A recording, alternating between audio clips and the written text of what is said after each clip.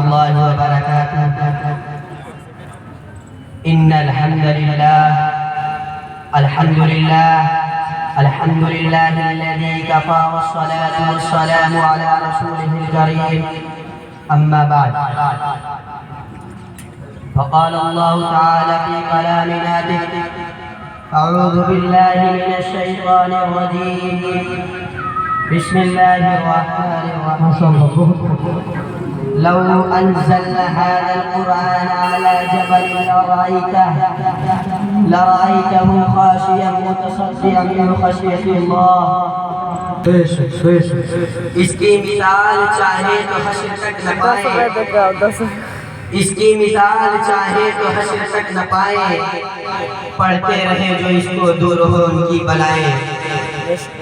یا الہی تو ہمیں عامل قرآن کر دے، یا الہی تو ہمیں عامل قرآن کر دے، پھر نئے سرے سے مسلمان کو مسلمان کر دے. وہ پیغمبر جسے سرتاج رسول کہتے ہیں، وہ پیغمبر جسے سرتاج رسول کہتے ہیں، اس کے امت کو درا تو تابع قرآن کر دے.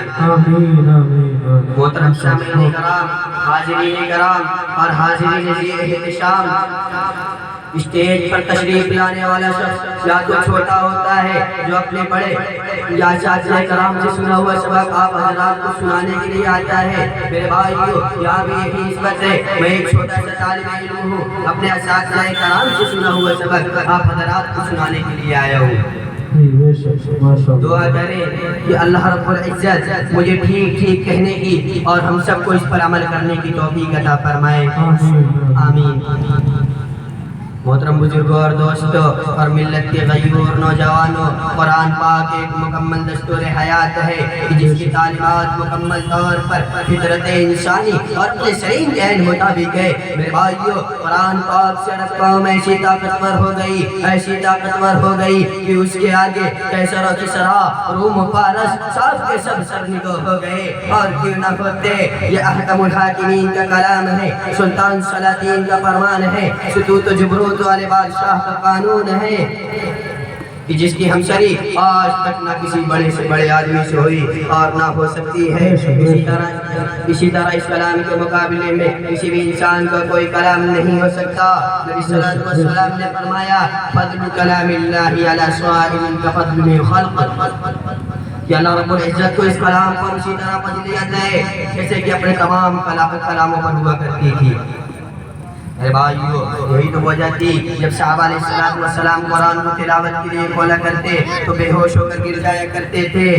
حضرت اکرمہ رضی اللہ عنہ کے بارے میں لکھا، جب قرآن کو تلاوت کے لیے کھولا کرتے تو بے ہوش ہو کر گر جایا کرتے تھے اور ان کی زبان پر یہ کلمات جاری ہو جایا کرتے تھے: ھذا کلام ربی، ھذا کلام ربی. یہ میرے رب کا کلام ہے، یہ میرے رب کا کلام ہے، اس کو میں اپنی زبان سے کیسے ادا کر سکتا ہوں. میرے بھائیو، یہ وہی آسمانی دستور حیات ہے کہ جس کے نازل ہونے کی خوشخبری تمام کے تمام سابق الانبیاء علیہ السلام نے دی. یہ وہی قرآن ہے کہ جو لوح محفوظ میں تحریر ہوا اور جس کی حفاظت پر مقرب ترین فرشتے مامور ہیں. میرے بھائیو، یہ وہی قرآن ہے جو کبھی مٹائی نہیں جا سکتی. میرے بھائیو، یہ وہی قرآن ہے کہ جس کو سن کر بیل دوسی اور جبیر ابن مطعم جیسے سکندر بھی ایمان لانے پر مجبور ہو گئے. میرے بھائیو، یہ وہی قرآن ہے کہ اگر زمین و آسمان پر پیش کرا گیا تو انہوں نے بھی ان کے وزن کو اٹھانے سے انکار کر دیا. میرے بھائیو، یہ وہی قرآن ہے کہ اگر جناتوں نے سنا نبی صلی اللہ علیہ وسلم کے قدموں میں گر گئے، حضرت عمر نے سنا تو لرز گئے. یہ وہی قرآن ہے کہ جس کی حفاظت کا وعدہ خود خالق دو جہان نے کیا اور یوں فرمایا: بے شک ماشاءاللہ بہت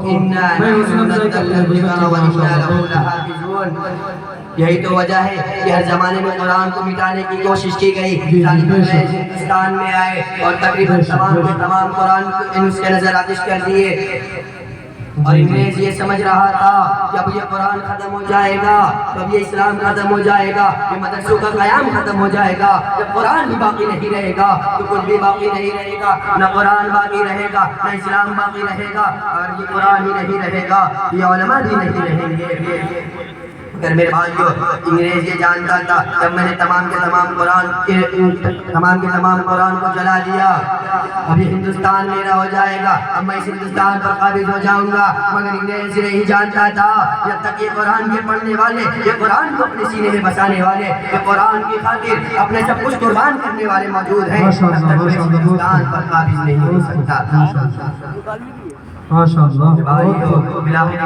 انگریز پانی پہنچا اور وہاں جا کر دیکھا دو مدرسے کے طالب علم ہیں، جو قرآن کو پڑھتا ہے دوسرا سنتا ہے، اس نے مکمل کرتا پھر دوسرا پڑھتا ہے اور وہ سنتا غلطی بتلاتا ہے۔ بلاخر میرے بھائیو انگریز یہ سمجھ چکا تھا، بلاخر میرے بھائیو اب انگریز یہ سمجھ چکا تھا جب تک یہ قرآن کے پڑھنے والے، یہ قرآن کی خاطر اپنا سب کچھ قربان کرنے والے، یہ قرآن کو اپنے سینے میں بسانے والے موجود ہیں، تب تک میں اس ہندوستان پر قابض نہیں ہو سکتا،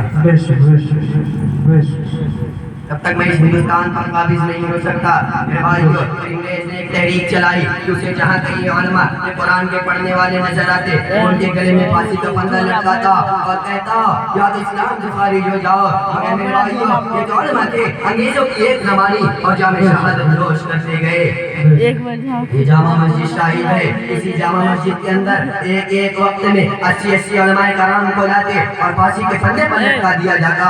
مگر میرے بھائیو اگر آپ کو ہمارے علماء کی قربانیوں کا جاننا ہے تو یہ چاندنی چوک جو کہ دہلی کی سرزمین پر ہے اور خیبر جو کہ پڑوس کے ملک پاکستان کی سرزمین پر ہے، وہاں تک ایک بھی طرف ایک بھی پیڑ ایسا نہیں باقی تھا جس پر کسی علماء کرام کی گردن نہ لٹکائی گئی ہے۔